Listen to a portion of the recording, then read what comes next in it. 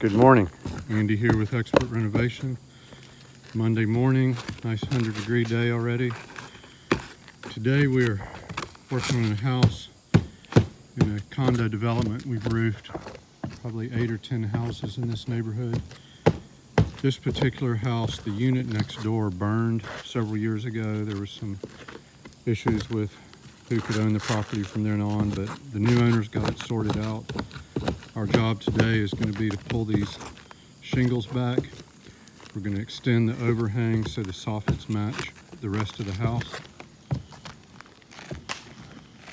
And then later this week, we're going to re-roof this house, put some nice architectural shingles on it, synthetic underlayments, our usual treatment, and get this house squared away again. It's been dormant for a while. I think all the neighbors are ready to see it made better, and that's going to happen today.